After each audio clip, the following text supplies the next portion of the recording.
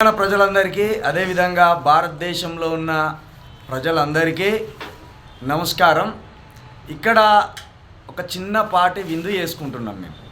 ఈ విందు ఏంటంటే మా ముస్లిం మిత్రుడు షమీ గారు ఇస్తున్న విందు ఇది. ఈ విందు కూడా కొంత 2-3 రోజులు ఆలస్యంగా ఈరోజు ఇస్తుండే. ఎందుకంటే రంజాన్ రోజు ఇంట్లో బిజీ ఉండడం వల్ల రంజాన్కు సంబంధించిన ఆ దావత్ అనుకోవచ్చు, విందు అనుకోవచ్చు, ఈరోజు మా కోసం ఇక్కడ ఏర్పాటు చేయడం సంతోషం. ముఖ్యంగా ఈ వీడియో చేయడానికి ఉద్దేశం ఏంటంటే బీజేపీ ప్రతిసారి ఒక మాట అంటుంది, హిందువులం మేము ఎక్కడికి పోయి బతకాలి, మాకు ఈ దేశంలో ముస్లింలతోటి ప్రమాదం ఉంది, ఈ దేశంలో క్రైస్తవులతోటి ప్రమాదం ఉంది అని ఒక డ్రామా కట్టి హిందూ ముస్లిం పంచాయతీ, క్రైస్తవుల హిందువుల పంచాయతీ పెట్టే ఒక దుర్మార్గమైన ఆలోచన చేస్తుంది కదా. ఇక్కడ ఎవరెవరు ఉన్నారో ఒకసారి వాళ్ళ మాటల్లోనే వినే ప్రయత్నం చేద్దాం. నమస్తే దిలీప్. నమస్తే అన్న, నా పేరు దిలీప్. మీది ఎక్కడ దిలీప్? మీది మాది ప్రాపర్ రాజమండ్రి. మీది ఏ మతం? మాది బ్రాహ్మణ్ మతం. బ్రాహ్మణ్స్ హిందువులు కదా? హిందువులే కదా మీరు?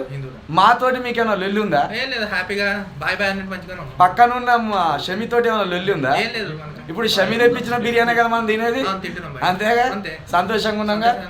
పక్కన కోన్సాగావ్ బర్బన్ మహారాష్ట్ర. ఏ హిందూ? ముస్లిం. ఓకే షమీ బాయ్, మీ? నా పేరు సమీ, మొత్తం ముస్లిం.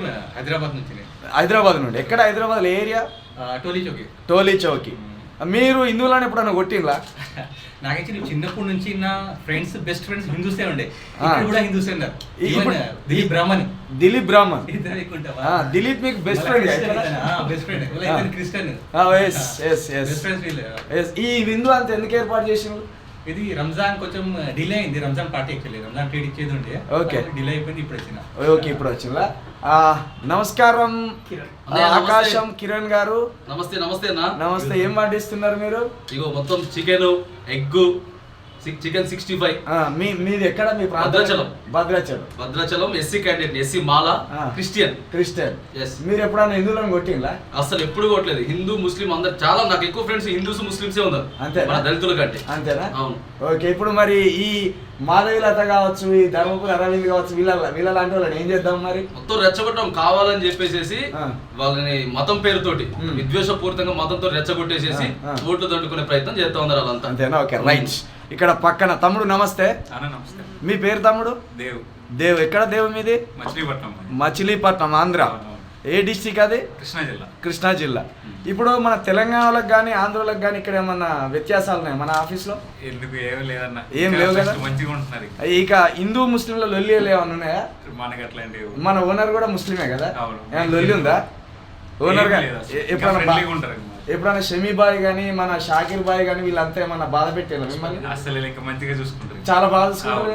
Okay, right, thank you. Final చెప్దాం. ఇంకొకటి ఓకే, ఇక్కడ మిగతా సోదరులంతా కూడా హిందూ, ముస్లిం, క్రిస్టియన్స్ అందరూ కూడా హ్యాపీగా, సంతోషంగా, ఇలాంటి గొడవలు లేకుండా ఇట్లాంటి దావతలు చేసుకుంటారు.